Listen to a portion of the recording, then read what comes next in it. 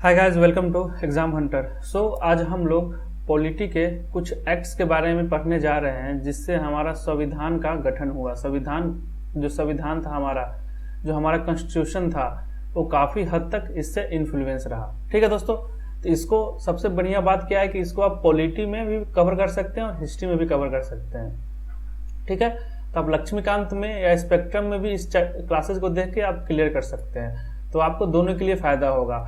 और as well as mains और as well as prelims दोनों के लिए काफ़ी इंपॉर्टेंट टॉपिक हो जाता है। ठीक है दोस्तों, तो कल हमने, अगर आप कल का क्लास देखे होंगे, अगर नहीं देखे होंगे तो मैं बता दूं कि 1773 का जो एक्ट था वो हमने कराया था।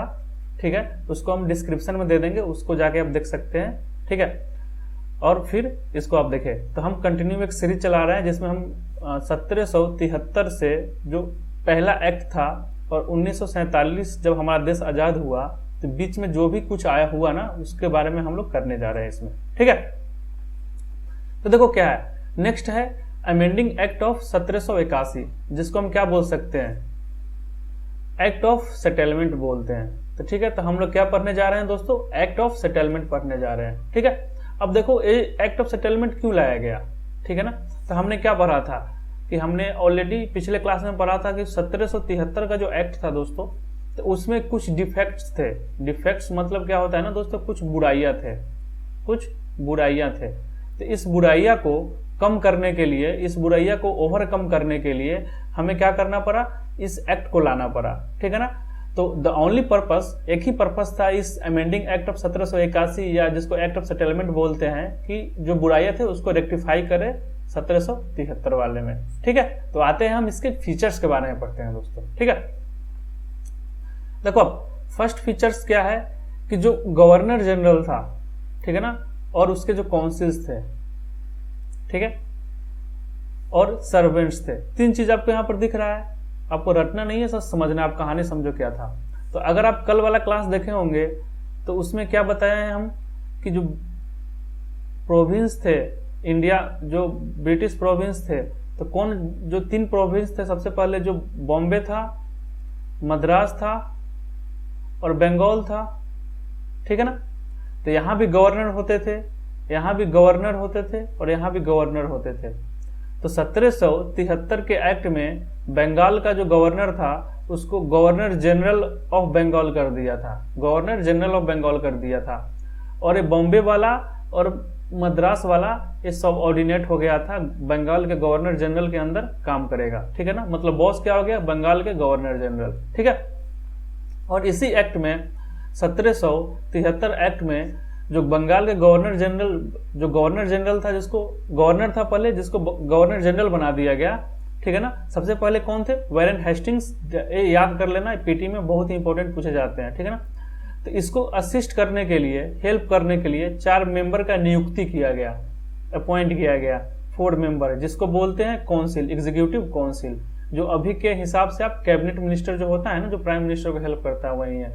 तो ये क्या हुआ, एग्जीक्यूटिव काउंसिल का गठन किया, जो 4 मेंबर थे। ठीक है, यहां तक क्लियर, जो कल का रिवीजन थोड़ा बहुत हो गया। अब देखो क्या है, बोला गया कि इस एक्ट में कि जो गवर्नर जनरल थे और उनके जो काउंसिल्स थे, उनका कोई भी काम हो, कोई भी अपना ऑफिशियल काम किए होंगे ना, वो सुप्रीम कोर्ट के दायरे में नहीं आएंगे, सुप्रीम कोर्ट के जुरिस्डिक्शन से बाहर हो जाएंगे। ठीक है, मतलब क्या है कि जो अभी के हिसाब से जो जुडिशियल रिव्यू होगा ना, वैसा कुछ नहीं था। ठीक है ना, तो यहां तक क्लियर हो गया। और नेक्स्ट बोल रहा है कि जो सर्वेंट्स हैं, सर्वेंट्स मतलब क्या होता है ना दोस्तों, कि ऑफिसर्स होते थे उस समय ईस्ट इंडिया कंपनी के ऑफिसर्स होते थे। तो कौन से ऑफिसर्स होते थे ईस्ट इंडिया कंपनी के, जो अभी जो आईएएस ऑफिसर सब है ना, उस तरह के ऑफिसर्स होते थे। तो उनका कोई भी ऑफिशियल जो काम है ना, ऑफिशियल्स काम है ना, वो भी जुरिस्डिक्शंस में नहीं आएगा। तो इस पहले फीचर्स में कौन कौन शामिल हो गया, गवर्नर जनरल शामिल हो गया दोस्तों, उसके बाद उनके जो काउंसिल थे 4 मेंबर का, वो शामिल हो गया, और सर्वेंट्स हो गए, जो ऑफिसर्स हो गए। ठीक है ना, तो ये जो 3 बंदे हैं ना, इनका कोई भी ऑफिशियल काम होगा, ध्यान रखिएगा, ऑफिशियल काम बोला है, पर्सनल काम नहीं। अगर सपोज करो कि आप ईस्ट इंडिया कंपनी में कोई सर्वेंट्स है या कोई ऑफिसर्स है, तो अगर आप पर्सनल काम में, पर्सनल जो आपका काम है उसमें आप इंडल्ज हो गए हैं, जैसे करप्शन में हो गए इंडल्ज, पर्सनल हो गया आपका, तो उसमें अगर आप इंडल्ज हैं, करप्शन कर रहे हैं, तब तो आपको सुप्रीम कोर्ट है वो आपको तो सजा देगी ही देगी, लेकिन ऑफिशियल्स काम में नहीं देगी। ठीक है, यहाँ तक क्लियर। तो ये हमारा हो गया दोस्तों पहला फीचर। हम लोग आते हैं दोस्तों दूसरे फीचर की तरफ। सेकेंड फीचर्स क्या बोलता है, अब देखो अब क्या है, रेवेन्यू मैटर्स और कलेक्टिंग ऑफ द रेवेन्यू। अब देखो समझो होता क्या है,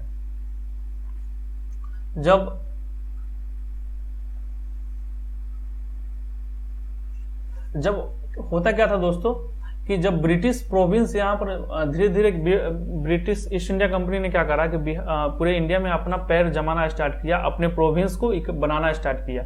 अब प्रोविंस कैसे बनाया, जो बंदे लोग थे, जो किंगडम्स थे, प्रिंसली किंगडम्स थे, उसके जगह को अपने कब्जे में लेते गया। कैसे, सब्सिडियरी अलायंस के थ्रू, डॉक्ट्रिन ऑफ लैप्स के थ्रू। ठीक है ना, कि अगर आपको बेटा नहीं है तो आपका कोई बेटा या कोई आपका वारिस नहीं है तो आपके जो किंगडम है हमारे अंदर आ जाएगा। तो इस तरह के पॉलिसी से जो हिस्ट्री में पढ़ना है।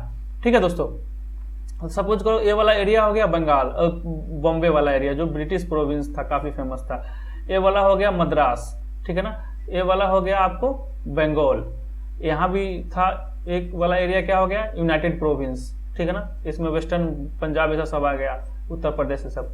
ठीक है, तब देखो क्या है कि इस जगह है ना, अब ईस्ट इंडिया कंपनी को बिजनेस कर रहा है, अब बिजनेस कर रहा है तो उसके लिए तो पैसा तो चाहिए, रेवेन्यू तो चाहिए।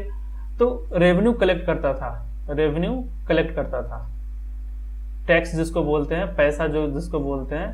ठीक है ना, अब एक सिस्टम बना दिया था, जो हिस्ट्री में पढ़ना है, एक सिस्टम बना दिया गया था। जैसे जमींदारी सिस्टम था, जो जमींदार सब होते थे वो सिस्टम था। एक सिस्टम था रैयतवारी सिस्टम बना दिया था। एक सिस्टम और बनाया था महलवारी। इसके बारे में डिटेल में हम लोग पढ़ेंगे। ठीक है ना, तो जमींदारी सिस्टम जनरली है ना बंगाल वाला इलाके में था। इसमें क्या होते थे, जमींदार सब होते थे जो क्या कलेक्ट करते थे, जो पुअर जो बंदे लोग हैं, पुअर जो किसान सब है, उनसे टैक्स कलेक्ट करते थे और वहीं टैक्स ब्रिटिश को, जो ईस्ट इंडिया कंपनी है, उसको देते थे। तो ये लोग बीच के इंटरमीडिएट जो होता है ना, जैसे ईस्ट इंडिया कंपनी हो गई, पुअर्स हो गया, तो जमींदार सब क्या करते थे, यहां से पैसे उठा के खुद और फिर देते थे इसको, अब बीच में कुछ कमीशन खाते थे। ठीक है, तो ये सब हिस्ट्री में पढ़ना है। तो जनरली क्या है कि सेकंड फीचर्स क्या है कि जो भी रेवेन्यू मैटर है, जो पैसा कलेक्ट करने का मैटर है, ठीक है ना, वो भी सुप्रीम कोर्ट के जुरिस्डिक्शन से बाहर कर दिया। सुप्रीम कोर्ट उसमें कोई भी हस्तक्षेप नहीं कर सकता है। यहां तक क्लियर? ये हो गया आपको सेकंड। आते हैं थर्ड की तरफ।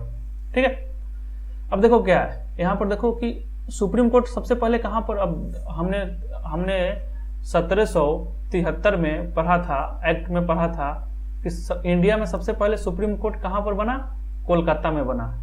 ठीक है ना, कोलकाता में बना। कब बना, ये क्वेश्चन, पहला क्वेश्चन आ सकता है एग्जाम में। सेकंड कब बना, 1774 में बना। ठीक है, कितने इसमें जज थे, 1+3। ठीक है, अब जो सीजीआई जो थे, चीफ जस्टिस उस समय कौन थे, ये आपको कमेंट में बताना है दोस्तों। ठीक है, इसका एक बार कंफर्म कर लेना। टोटल 3 थे शायद, मैं थोड़ा कंफ्यूज हो गया हूं, एक बार देख लेना आप। ठीक है ना, कल वाले क्लासेस में। तो ठीक है, तब देखो क्या है, सुप्रीम कोर्ट इसमें क्या बोला है ना कि जो सुप्रीम कोर्ट जो है ना, कहां बना, कोलकाता में। तो कोलकाता के जो जितने भी इनहेबिटेट्स है, कोलकाता के जितने भी लोग हैं, जितने भी पर्सन हैं, जितने भी लोग हैं, सब सुप्रीम कोर्ट के जुरिस्डिक्शन के अंदर आएंगे। ठीक है ना, मतलब supreme court was to have jurisdictions over all the inhabitants of Calcutta. ठीक है ना, तो कलकत्ता वाले रीजन में जितने भी बंदे लोग हैं, जितने भी कुछ हो रहा है, सारे जुरिस्डिक्शन किसके अंदर आएगा, सुप्रीम कोर्ट के अंदर आएगा। सुप्रीम कोर्ट उस पर कुछ भी कर सकता है। ठीक है, अब यहाँ पर देखो बहुत अच्छा एक और सबसे बढ़िया पॉइंट बोला ये है कि जो हिंदू जो बंदे लोग हैं ना, उनको हिंदू लॉ के अकॉर्डिंग ट्रीट किया जाएगा, ट्रायल पर होगा। और मुसलमान को उनके जो मुस्लिम लॉ है उनके अकॉर्डिंग। एग्जाम्पल से समझो कि कोई हिंदू लड़का है, हिंदू, और कोई मुस्लिम लड़का है। ठीक है दोस्तों, अब दोनों ने क्राइम कर दिया, एक क्राइम किया जो सिमिलर क्राइम है। ठीक है, क्राइम किया जो सिमिलर क्राइम है। अब हिंदू लॉ में बोला गया है कि इस क्राइम के लिए 5 साल सजा होगा, और मुसलमान का जो लॉ है, जो मोहम्मदन लॉ है, उसमें बोला गया कि इसी क्राइम के लिए 8 साल सजा होगा। तो यहाँ पर क्या होगा, हिंदू वाले को 5 साल सजा मिलेगी और मुस्लिम वाले को 8 साल सजा मिलेगी, ठीक है ना, क्योंकि हिंदू लॉ क्या बोलता है कि इसमें 5 साल सजा दो। ये तो गलत है ना, लेकिन उस समय ऐसा फॉलो करने के लिए बोला गया, लेकिन ये गलत है। उस समय यूनिफॉर्म सिविल कोड जिसको बोलते हैं कि कोई भी रिलीजन हो सबके लिए एक ही कानून लगेगा, वो नहीं लाया गया, वो नहीं लाया गया। ठीक है दोस्तों, यहां तक क्लियर हो गया? ओके, तो हम लोग क्या पढ़ रहे थे, हिंदूज के लिए अलग होगा, मुस्लिम के लिए अलग होगा। ये इसका थर्ड क्या था, थर्ड फीचर्स था। अब आते हैं अगली ओर, चौथा क्या बोल रहा है। चौथा बोल रहा है कि कोई प्रोविंशियल कोर्ट है। अब देखो प्रोविंशियल कोर्ट होता क्या था, इसको समझो। ये क्या है, बॉम्बे वाला एरिया प्रोविंस है ब्रिटिश का, मद्रास वाला एरिया भी क्या है, प्रोविंस है, बंगाल वाला भी एरिया क्या है दोस्तों, प्रोविंस है, ठीक है ना। तो हर जगह क्या है, कोर्ट होते थे एक न्याय के लिए, ठीक है।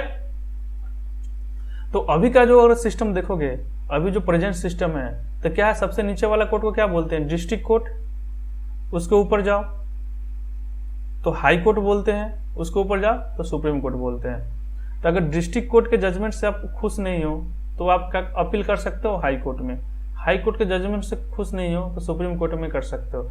सुप्रीम कोर्ट के जजमेंट से भी खुश नहीं हो तो सुप्रीम कोर्ट में फिर से आप रिव्यू पिटिशन डाल सकते हो। That is a part of supreme court, उसमें हम लोग पढ़ेंगे, ठीक है।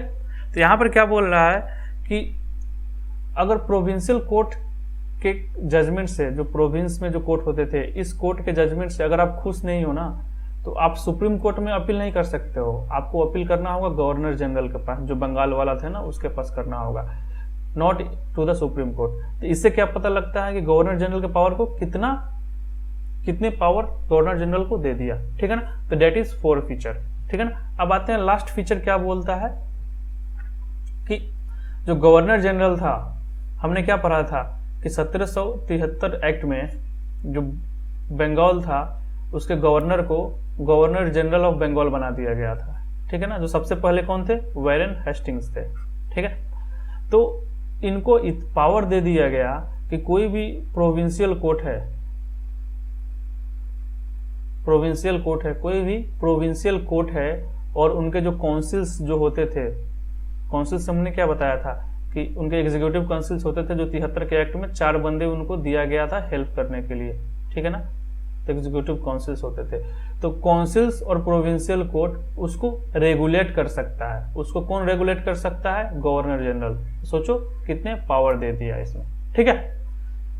तो आई थिंक यहां तक आप 5 फीचर्स था, इसको हमने पढ़ लिया, ठीक है। अब जाके आप क्या कर सकते हो, अपने लक्ष्मीकांत उठाओ या स्पेक्ट्रम उठाओ, जो भी उठाओ, उसमें जाके आप एक बार पढ़ लो, आपको अच्छे तरीके से क्लियर हो जाएगा।